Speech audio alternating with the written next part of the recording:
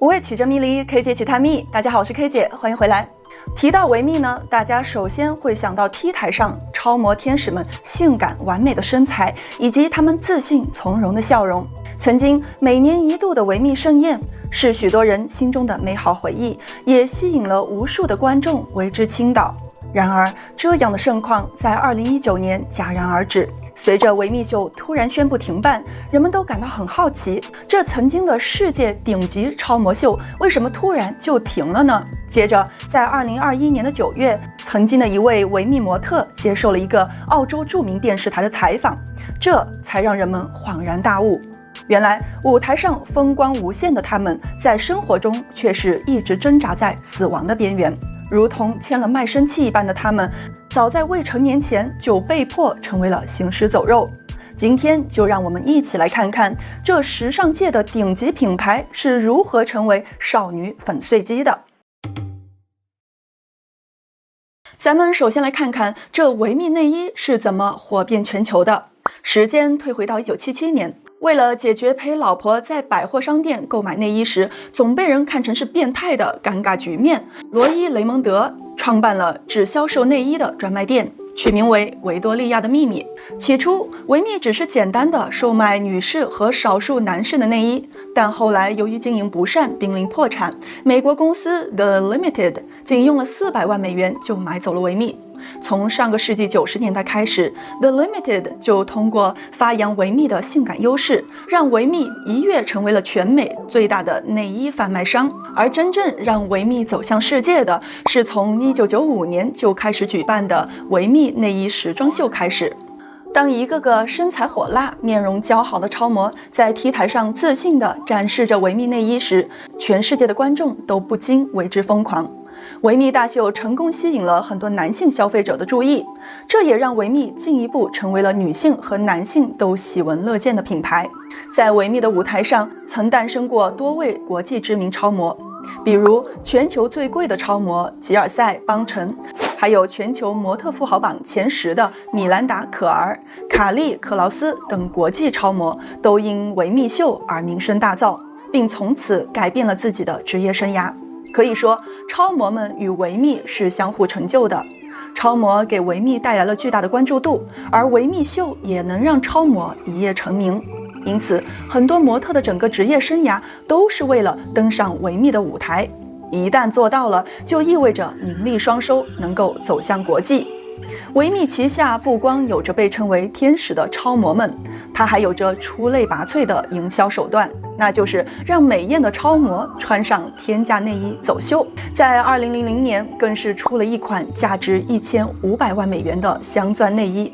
这些让人眼花缭乱的营销手段，让维密市场占有率在2006年的时候达到了70%。几十年来，维密一直都是时尚行业的主流，但近年来，随着女性意识活动兴起，而维密的高层还公开发表了对肥胖女性以及变性人群不友好的言论，致使维密形象大跌，导致市场的抵制。更让人跌破眼镜的是，那些维密天使们还卷入了性侵丑闻。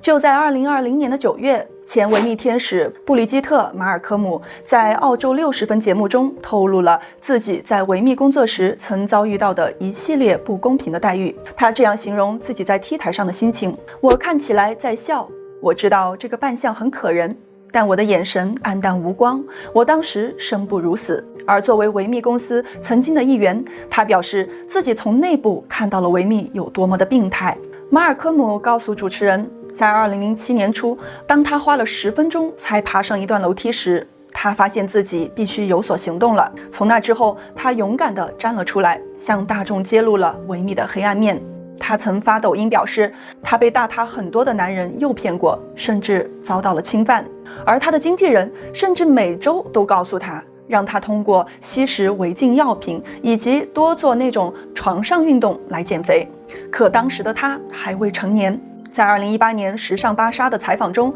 马尔科姆写道，他正在同厌食症、饮食失调以及慢性焦虑做斗争。他甚至到了不喝酒就无法社交的地步。但当时的他为了自己的事业别无选择，因为每年只有极少数的人才能够登上维密的舞台。而且选择权完全在维密公司高管的手上。说到这里，我们就不得不提到一个让维密彻底变味儿的人物了，他就是维密母公司 L Brands 的首席营销官艾德·拉扎克。拉扎克曾声称，他希望维密天使们吸引的是女性，而不是男性。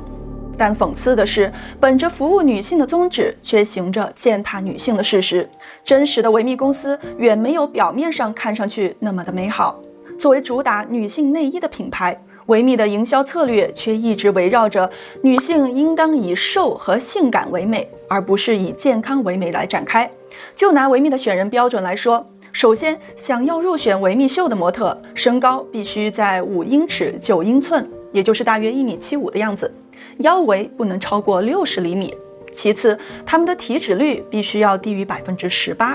而大多数普通女性的体脂其实是在23%到30%之间。然而，尽管这些要求看起来十分的苛刻，但很多梦想登上维密舞台的超模都只能不惜一切代价，通过各种方法来减肥。一位内部人士曾向《Now》杂志透露，即使成功被选为了维密的天使，模特们每周都会被要求进行非常全面的身体检查，并且公司每周都要至少记录他们2次的体重。一些模特为了尽可能的减重，不得已采取了极端节食的办法，甚至服用能够抑制食欲的药物。一些模特在维密秀的准备期间，甚至会因为过度节食而导致身体脱水。在这样严苛的要求下，维密天使们的身心健康状况可想而知。马尔科姆还在节目中表示，他最长时间的一次断食达到了3天。后来，由于他在工作时不停地晕倒，节食也不得不停止。可迫于环境的压力，他甚至对此感到非常的自责。因为他原本是想要坚持5天不进食的，极端的节食让他内分泌十分紊乱，肠胃功能也完全遭到了破坏，因此他开始抑郁，产生了结束生命的念头。他觉得自己从里到外都只剩下了一具空壳。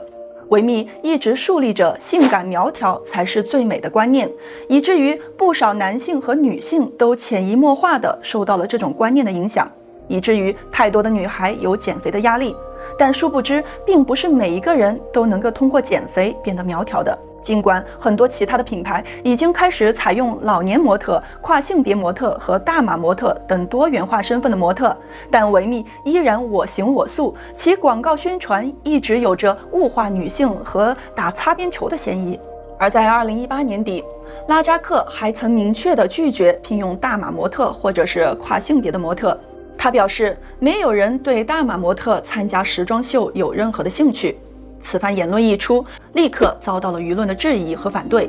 迫于压力，拉扎克在不久之后道了歉，但他的道歉并没有阻止维密的持续衰落。更让人难以接受的是，拉扎克曾数次利用职务之便骚扰和阻挠过许多渴望维密舞台的超模。就在2020年2月，近100名模特联合举报了维密公司多年以来对女性工作者权利所造成的侵犯，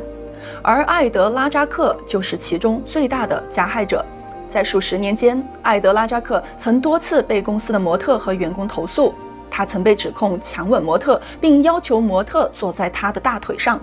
甚至曾在2018年的维密大秀的后台当众触摸天使的下体。而且很多投诉过他的员工不但没有受到公平的处理，反而在事后被拉扎克进一步的针对。加拿大模特安迪就是受害者之一，他曾3度登上维密秀的舞台，但最后他的职业生涯却突然遭到了中断。直到多年后的一次采访中，安迪才告诉了人们真相。原来拉扎克曾对他进行过一系列的骚扰行为，他非常强硬地拒绝了拉扎克的骚扰，但没过多久他就遭到了解雇，并且被告知不会再聘用他参加维密时装秀了。很多模特都曾表示，拉扎克最喜欢挂在嘴边的话就是提醒模特们，你们的职业生涯掌握在我的手中。他甚至说过，我是权力的持有者，我可以让你成功，也可以让你破产。曾有多位超模被拉扎克以身材不合标准为由遭到了羞辱和劝退，其中就包括上文提到的马尔科姆以及艾琳·希瑟顿等人。拉扎克在维密的内部能够一手遮天，这显然与整个公司的文化环境脱不了关系。最早曝光维密黑幕的《纽约时报》称，维密和他的母公司 L Brands 存在着根深蒂固的歧视、职场霸凌和欺凌女性的文化。这从向来以女性顾客为受众目标的宗旨来看，仿佛是个玩笑。说穿了，模特们只是他们赚钱的工具。可他们忘了，那一个个舞台上的天使女孩是一个个独立的人格。随着维密公司背后的黑暗面被广泛的揭露，越来越多的人开始自发地抵触这一个品牌。曾经辉煌过的维密大秀也因为跟不上时代的步伐，收视率逐年下降，最终在2019年被淘汰。同年，由于维密的业绩持续下滑，维密的母公司 L Brands 决定大幅削减对维密的资本投资，而拉扎克也在19年8月宣布了辞职。但这仍然无法改变维密全面衰落的局面。2020年，北美有250家维密店宣布关闭。维密英国公司更是直接宣布了破产。虽然维密公司和不少维密天使都有着各自的黑历史，但仍有不少超模在离开维密舞台走向世界后，仍然绽放着自己的光彩。有人说，维密的衰落是由于人们多元化审美的觉醒，也有人说这是维密自作孽不可活。但不管怎样，我们都希望舞台上的天使在生活中也能自信的微笑。此外，这世界本身就是因为多姿多彩才更美丽。作为女孩，难道说一定要高、要瘦、要白、眼睛大、鼻子高才是美吗？